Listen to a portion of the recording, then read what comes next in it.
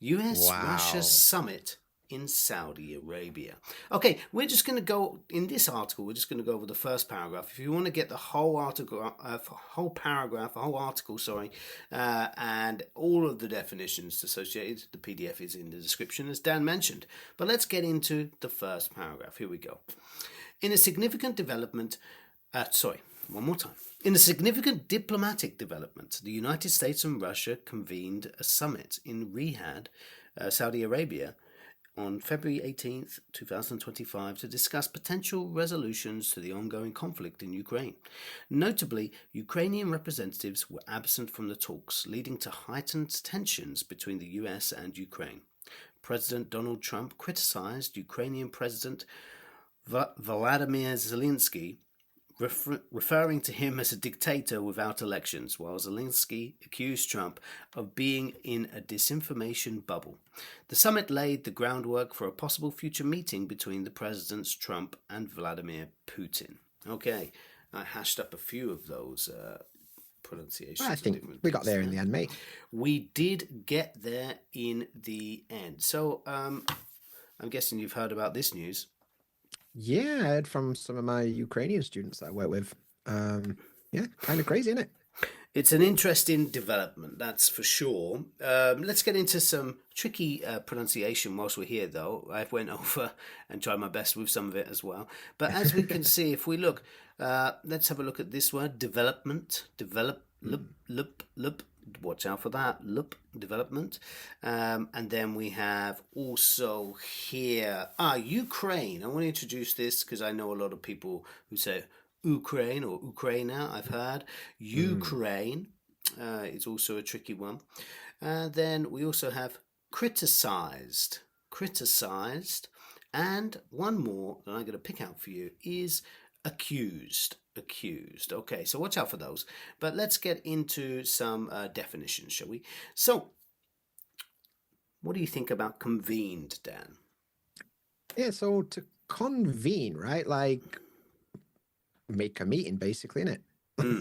Yeah, essentially. Simple as. Yeah, like everyone gets together, they have a bit of a chat, and they decide what they're going to do. So, yeah, a bit of a meeting. Yeah, spot on. In which circumstances have you heard the word convene being used? Usually in work, but usually you hear it as like reconvene, like to start a meeting again. Like you have a meeting and they're like, okay, let's reconvene next week to talk about it more. It's probably the only place I've heard it in my own life, to be honest, other than news, obviously. Yeah, of course. So, yeah, you often hear it in news around the government. They reconvene after the short break or something like this. Yeah. Would you hear it in like a theatre when there's like the interval in the middle, do you think? I guess you could argue that like they reconvened after the interval. But I think more than likely, it seems more like official businessy stuff than that. It's like you wouldn't say the football match reconvened after half time. No, it sounds a little unnatural, doesn't it? So, doesn't it? Yeah. So, yeah, it tends to be just for professional meetings or something like that, yeah. Something along those lines. If I go in here, we should be... Yes, resolution, Dan. Resolution. So, yeah, it's like you fix a problem, and whatever the outcome is, that's the resolution.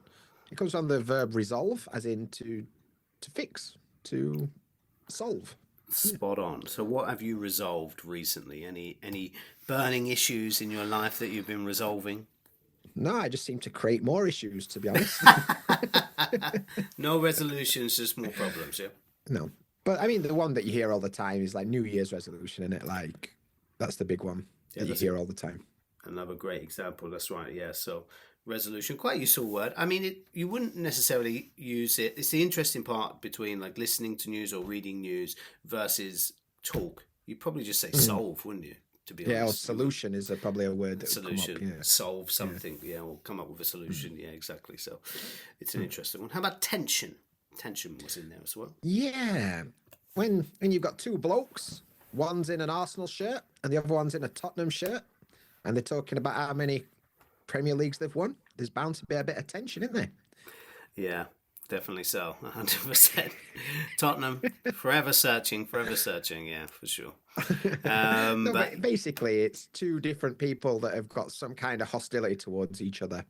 yeah, We call that kind of feeling tension. Yeah, like coming from yeah, feeling tense. a tense Yeah, moment. Yeah. So yeah, yeah, you could say, for example, we watch a lot of professional wrestling. Yeah. So there's a yeah. lot of tension being built throughout a match. You see Yeah. tensions in like tennis or something, like a famous thing, John McEnroe when he goes crazy at the umpire. There's tension building before that explosion. Yeah, yeah, You yeah. know. He was great, weren't he? Yeah. More than one time that happened. Yeah. Okay. And how about criticize? Yeah, criticized. You know, it's when you express that you're not happy about the way something has been done. Happens to me a lot, to be honest. I post something on Facebook and I get criticized by everyone for either being right or don't matter if I'm right or wrong. People are going to find a way to criticize me. So Yeah, whatever, sure. Criticism is rife on social media, isn't there? There's a lot of it. isn't it? So yeah, you just have to kind of have a very thick skin to have a nice Yeah, opinion. Yeah. You have to which be is able to true. block it easily.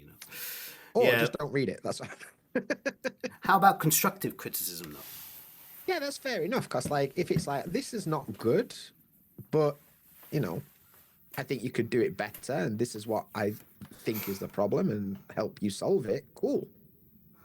Like Yeah. if you come to me and said, Dan, this is good, but I think maybe you could make this thing better. Like, okay, cool. Thanks. Cheers for the heads up. But if you come to me and like, Dan, what you've made is absolutely baba, like, cheers, mate. Yeah, sure. You know? A tip I give often with my students who are working in professional environments who are managing people, some of them, especially if you're from, I don't know, for example, I have some students from Eastern Europe and they're kind of direct in the way they speak. Yeah. In the UK, we are so indirect. It's unbelievable. So we're quite opposite. So you have to kind of change the way you speak. So I kind of always give them this tip is try and make a sandwich out of your comments you want to give. It's You give affectionately positive, referred negative, to as positive. the S word sandwich, right? Yes, exactly. So the positive, negative, positive, essentially, and then that way you'll generally get a better reaction from people, especially if you're in the UK. Yeah. Like as an example, be like, oh, thank you very much for submitting this report. I really appreciate that. There are a few minor corrections that I'd like you to take a look at, but overall, I value the work that you put into this project, which basically means as this report is terrible. Thank you very much for checking it and being honest at the very end moment then. My report wasn't that bad. Okay, let's go to the next one. We can move this screen up. Accuse. Yeah, so if you've done something bad and I say, Stu did it, he's the one, get him, coppers. It wasn't I me. accuse him. It wasn't me. It wasn't me. You didn't catch me on the camera. So, yeah, I accuse. It's a very important one to learn. You'll see it a lot, especially in crime dramas as well. Accusing happens a lot. Or soap operas, you'll see it a lot on that. People going down Coronation Street accusing people. I mean, that street's crazy for crime. Emmerdale for you would be more close to home, wouldn't it? Is Emmerdale? Yeah, Emmerdale's closer, Yorkshire. Yeah. So, but kind of like rural farmer Yorkshire, and it's just a bit weird. Yeah. How about you? EastEnders were a thing, I would imagine. EastEnders, mate. EastEnders, yeah. Danny Dyer. Did you see the thing I sent you the other day? When they recreated EastEnders in Sheffield called Chef Stenders. It's a bunch of BBC radio presenters. It's kind of funny. Yeah, it's kind of funny. Send me again. Sorry, I must have missed that. Yeah, I will do. Well, that's a good one, yeah. Okay, EastEnders, though, great if you want a great TV show to watch if you want to practice your English listening skills, especially if you're going to be moving to somewhere like London or southeast of England. It's quite useful, I think. And we got one more, and that is groundwork, to do the groundwork. Yeah, it's like when you're building a house, first of all, you've got to do the groundwork, right? You've got to make the ground level. You've got to dig the foundations and stuff. So groundwork is like preparation before the thing that you want to do. Spot on. Yeah, that's right. To put in the groundwork. So I put in the groundwork before this podcast. I've made this PDF for you. Like I said, grab it if you want. It's in the description. But yeah, I put in the groundwork essentially. For that, yeah. Okay, great stuff. Dan is now Dan is now going to be the man to read through the article. Okay, let's see how much you understood from what we did and what we just taught you there. Okay, we're going to read through the first paragraph. So let's get Dan's face on the screen. Wow. And let's go through the first paragraph again. Here we go. Cool. So, in a significant diplomatic development in the Take two. In a significant diplomatic development, the United States and Russia convened a summit in Riyadh, Saudi Arabia, on February 18th, 2025, to discuss potential resolutions to the ongoing conflict in Ukraine. Notably, Ukrainian representatives were absent from the talks, leading to heightened tensions between the US and Ukraine. President Donald Trump criticized Ukrainian President Volodymyr Zelensky, referring to him as a dictator without elections, while Zelensky accused Trump of being in a disinformation bubble. The summit laid the groundwork for a possible future meeting between President Trump and Vladimir Putin. Wonderful stuff. Thank you very much for that. So yeah, big, potentially a big moment in history, especially for this era we're in at the minute. But before we get into the conversation, let's see if you can remember any of the words we went over with a little quiz. Okay, so here we go. It's a quiz time. Let's go. Okay, so first question. The two countries worked hard to reach a peaceful to their long-standing conflict. What are the potential answers, Dan? We've got convened, resolution, accuse, and groundwork. Absolutely delightful. We're going to give you 5 seconds to have a guess. I'm going to start the timer. Here we go.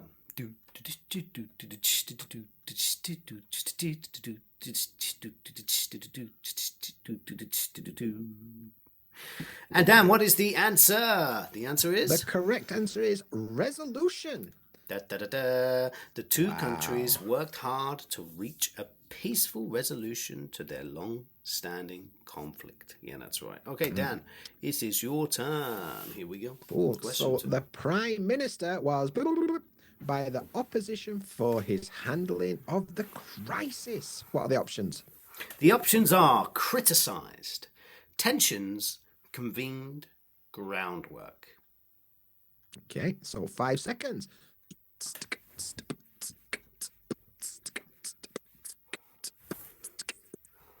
How are your boots and cats? Are they okay?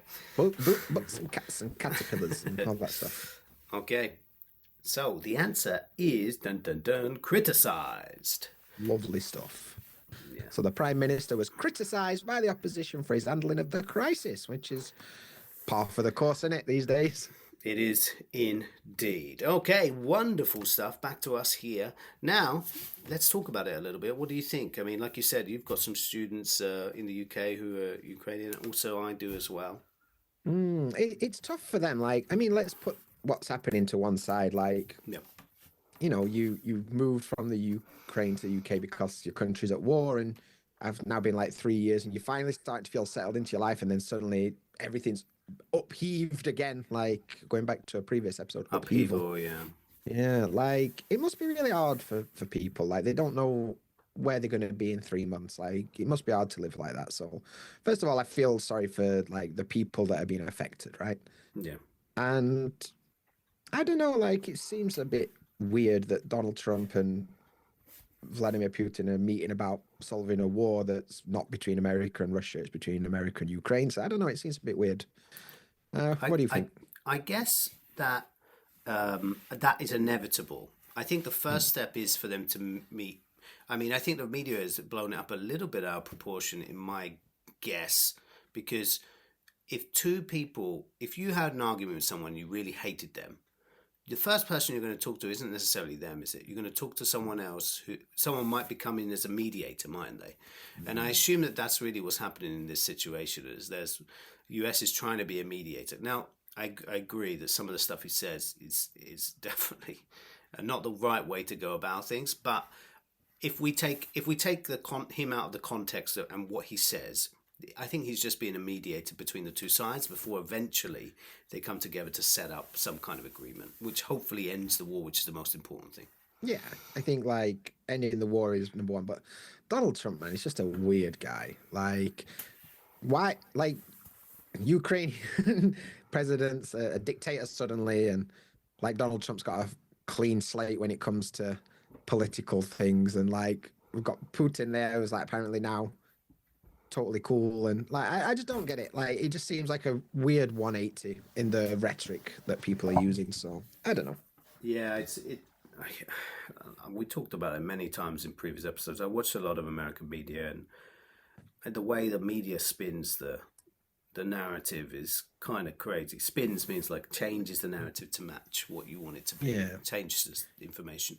So depending on which media you get it from, yeah, you could have many different